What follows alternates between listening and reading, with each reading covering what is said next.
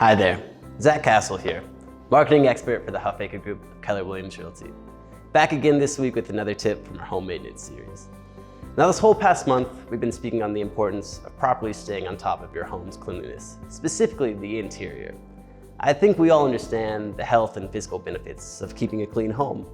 By staying on top of things like dust, dirt, dander, mold, and other allergens, we greatly reduce the risk our family face by coming in contact with those germs and harmful bacteria. Now, something that isn't as often discussed when it comes to the cleanness of your home is the effect it can have on your mental health.